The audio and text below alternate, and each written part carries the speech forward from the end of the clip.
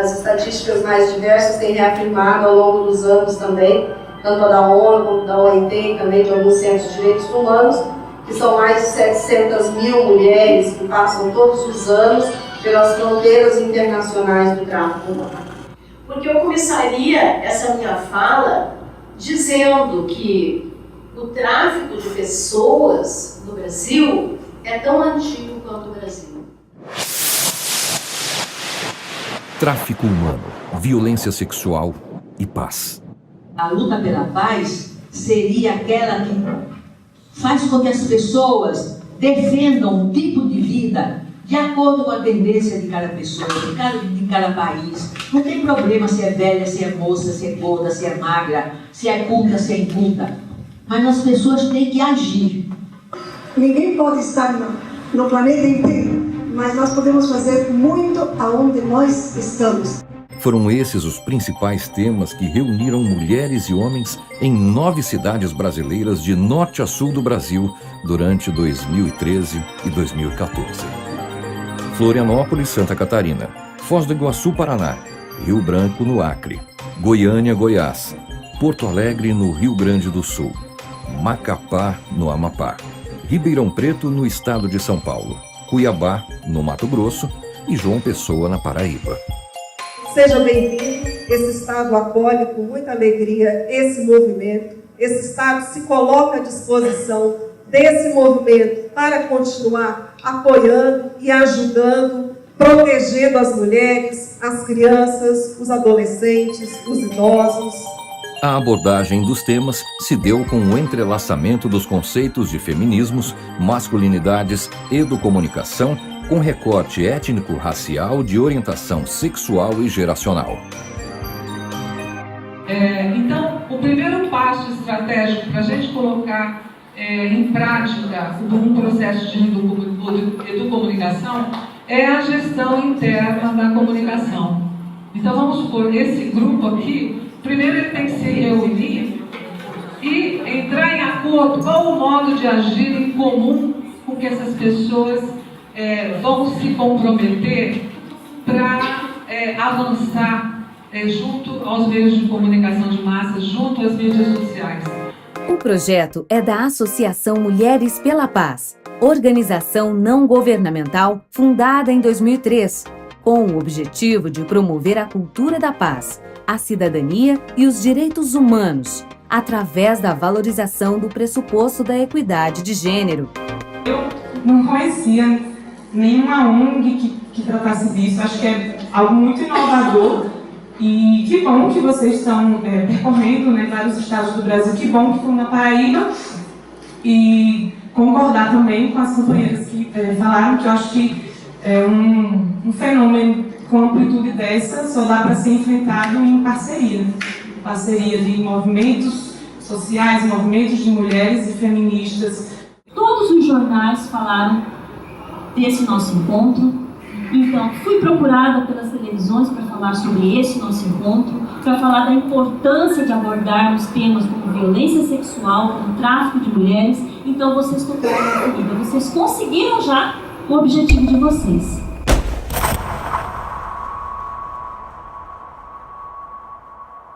O evento foi ancorado por parcerias ligadas à causa feminista, setores públicos, ONGs e universidades, aplicando a metodologia de educação popular feminista, específica para trabalhar com mulheres e homens, visando a implementação ou implantação de políticas públicas capazes de minimizar a questão da violência contra a mulher. É possível que uma sociedade conviva com isso sem enfrentar isso prioritário. Já tem alguns anos que eu trabalho na Delegacia da Mulher, hoje nós estamos ali na titularidade da delegacia, e eu posso dizer para vocês que nós atendemos uma média de 12 a 15 mulheres por dia. Se nós tivéssemos ali mais profissionais, com certeza nós atenderíamos mais vítimas.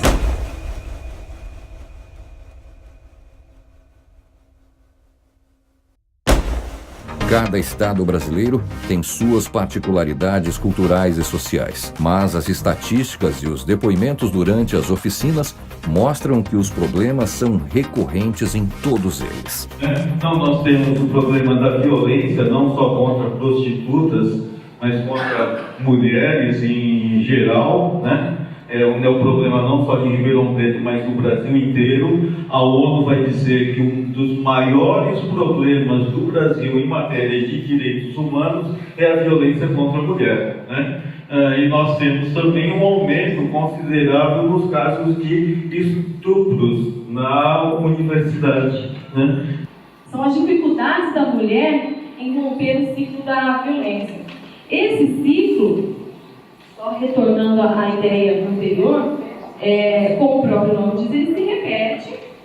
E o maior problema nele é quando ele chega a um determinado momento de tolerância por parte da vítima, que isso se torna irreversível.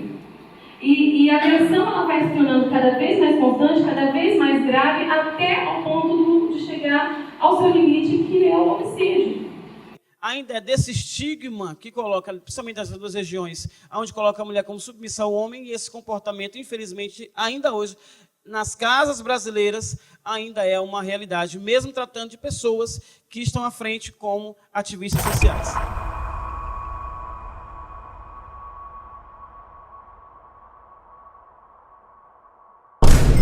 O tráfico humano tem desafiado as autoridades brasileiras, principalmente em função do grande número de fronteiras com outros países da América do Sul. O tráfico de pessoas, ele acaba com toda a dignidade humana. É a maior violação dos direitos humanos. A pessoa perde a capacidade sobre a autoridade do próprio corpo, da própria vontade. Então, a situação é alarmante, sim. A gente tem que enfrentar essa problemática, e é uma problemática muito delicada. É um trabalho de risco, né? A gente é visado, é monitorado, né? Por conta que a gente mexe com pessoas do alto escalão da sociedade, né? Então, é a mesma coisa dos traficantes de droga. O que são apreendidos ou presos é aquele traficante que vende para garantir o seu próprio consumo, né? O tráfico de pessoas é também muito parecido, né? Quem financia, os grandes financiadores deste crime são pessoas de alto escalão, de todos os níveis sociais também. Porque nós tratamos como tráfico de seres humanos, né? E nos afastamos de uma abordagem de gênero, né? Mesmo sabendo que 98% das pessoas que são traficadas são mulheres. Então o que se vê claramente, pessoal, que nos falta coragem para reconhecer que a nossa processualística penal está falida. Chegando na Espanha não era nada disso.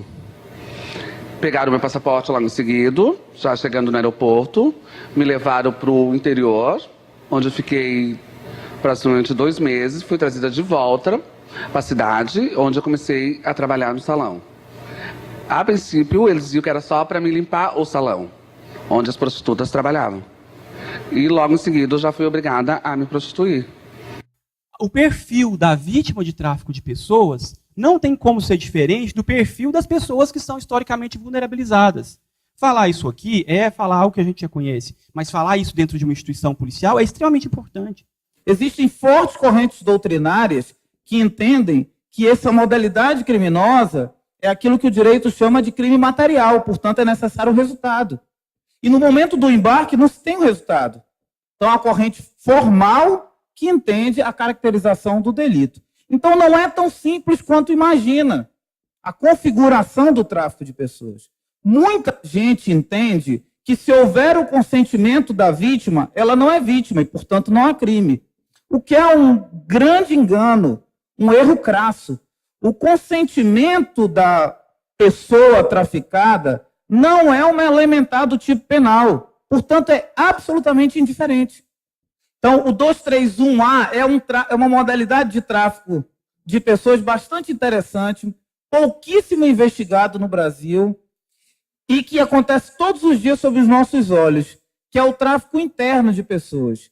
É aquele movimento de uma pessoa que sai do interior, muitas vezes, e vem para a capital para a prática da prostituição, tendo sido recrutado por alguém. Quem faz essa mulher, né, vítima, em primeiro lugar, é o Estado. Essa mulher sem condição, muitas vezes, né, de uma outra oportunidade, encontra um caminho como esse. Em outro país, por que não? Então, trabalhar com tráfico é sempre um desafio. É difícil conceituar, é difícil conversar sobre isso e fazer uma articulação. Porque não adianta só a universidade, eu preciso conversar com as autoridades da segurança pública, com o Estado, com as pessoas da área do turismo, para tentar organizar. Então, por isso eu considero de importância esse evento, que é uma oportunidade numa mesa, nós já temos aqui uma articulação. Porque a relação é muito simples de a gente começar a pensar que a travesti, ela não vai para a escola, mas vai para a rede como sobrevivência da prostituição, porque tem uma relação muito alta com esse trabalho sexual e a questão do dinheiro. E o tráfico também, a relação que tem algumas populações, já foi falado aqui, a vulnerabilidade da mulher, aquele perfil que foi dito aqui, e das travestis com o tráfico, é exatamente a relação do trabalho e da sobrevivência. Porque ela não é só eu sonhar ter uma vida melhor, é a relação que eu faço com essa condição minha. Qual é a relação que eu tenho com isso? Com a educação eu não tenho. Então é importantíssimo a gente começar a levar, e aí eu estou trabalhando rede aqui, eu estou falando de rede, tá? Começar a trabalhar a educação nesse caminho, quando a gente pensar migrações, quando a gente pensar tráfico de pessoas e quando a gente pensar formas de trabalho. É a atividade criminosa mais lucrativa do mundo depois do tráfico de drogas e armas. Segundo a Organização Mundial do Trabalho, o lucro anual chega a quase 32 bilhões de dólares. 85% das vítimas são mulheres entre 17 e 25 anos de idade. Na maioria, para exploração sexual, com registros de tráfico também de homossexuais e travestis jovens. Uma criança, um jovem, é muito sedutor tanto o tráfico de drogas quanto esse tipo de promessa que escraviza. Então, nesse sentido, a urgência e a necessidade da ampliação, várias questões já estão sendo feitas, mas a ampliação de políticas públicas e ações afirmativas que ataquem não o problema, mas previnam o problema, porque nós sabemos onde ele está.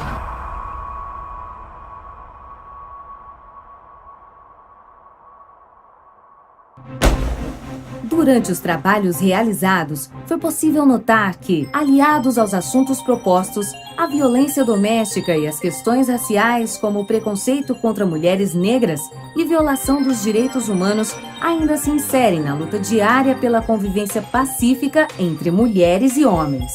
Então, até que ponto vai essa nossa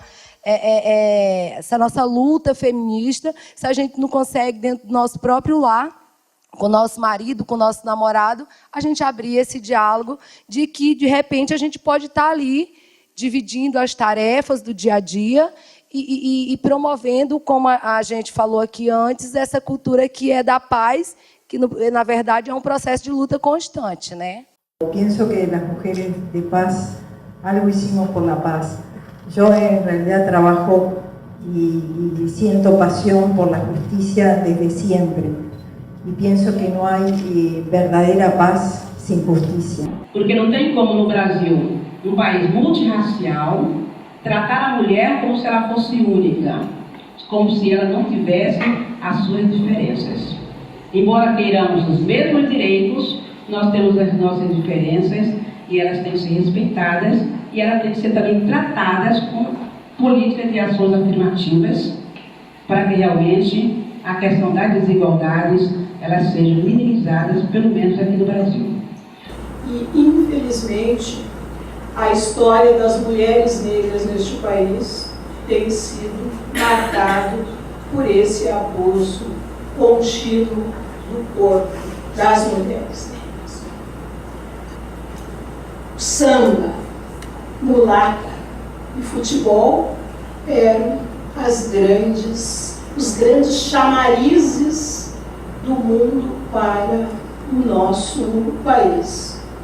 A vulnerabilidade das famílias pobres, das comunidades pobres de maioria negra, ainda representa um caldo cultural e social onde esse aliciador para o tráfico ele encontra na ausência de perspectivas na cidade, no estado e do país, esse desejo que muitas vezes essa mulher, essa jovem membro dessa comunidade projeta, né, em relações que são muito mais amplas e que a jogam numa situação de violência nessa teia regional, nacional e internacional.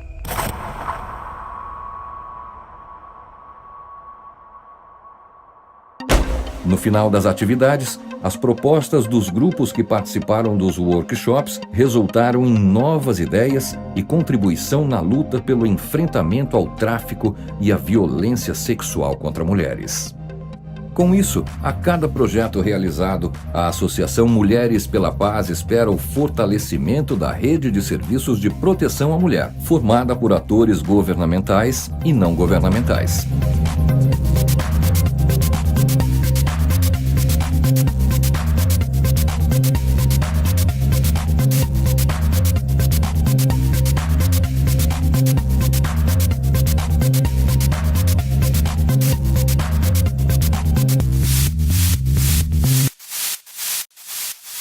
Oati arewan arewan oati arewan arewan oati arewan arewan oati arewan arewan caria ponda ponda caria ponda ponda caria ponda ponda caria ponda ponda oati yotum yotum oati yotum yotum ha